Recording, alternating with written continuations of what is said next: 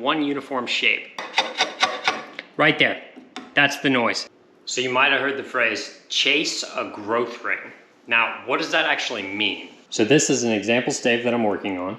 And if you look here, you can see all the rings of the Osage tree kind of stacked up one on top of another. So the word chase in regards to bows just means removing all the wood on top of the ring that you're interested in so that you just have one consistent ring running all the way down your stave.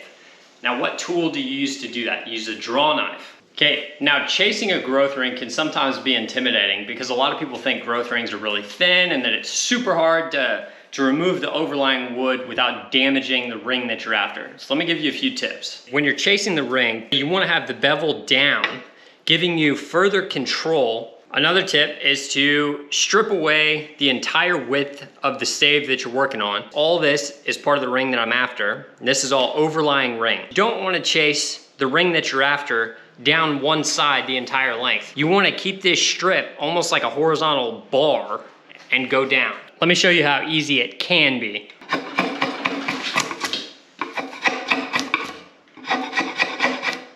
You see how it's just coming off and kind of flaking off?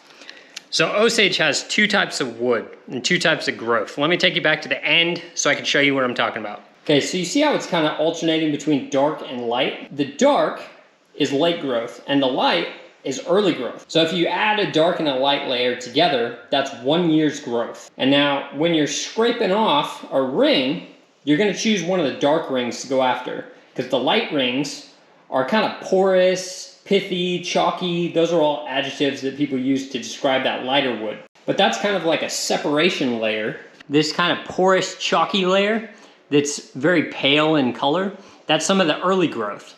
So that's what you're kind of gliding through to get to that perfect, pristine growth ring that you want to finish on, okay? So why is it important to chase a growth ring? So we're gonna use these playing cards as an example. And now, when you apply tension to the card, you can see how it makes one uniform curve, one uniform shape. It's very smooth.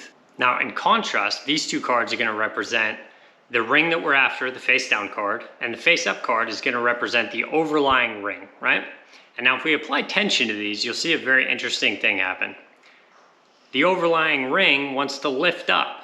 So that's representing splinters forming on your bow, which will eventually split up your entire stave and ruin your bow. That's why chasing a ring is so important, especially with something like Osage. Another thing that's very useful when you're trying to chase a growth ring is to use your ears. So the noise of dragging a draw knife through the early wood, that porous, chalky wood, it's kind of like a scraping and it sounds like you're just cutting through chalk. I want you to listen to this.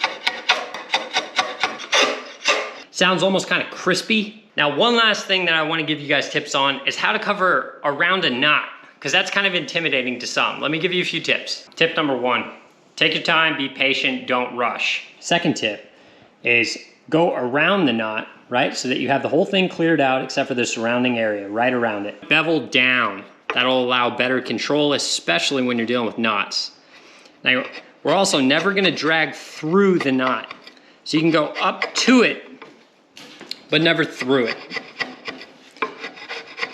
And just take your time. So you can see this entire side up until right where the knot is has just been cleared. If we continue to drag the draw knife through to clear out this side of that overlying ring, we would be breaking one of our rules because we can go to the knot but never through it.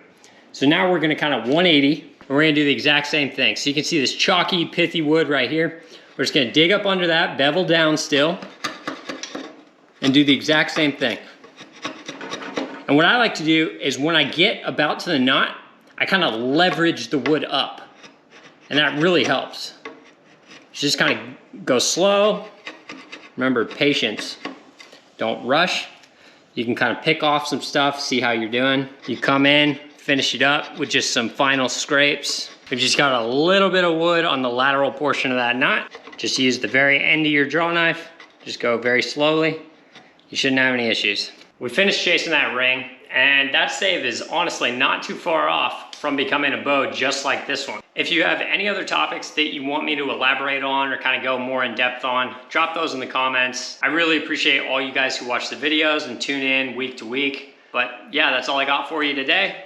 Always remember, live what you love. Bye.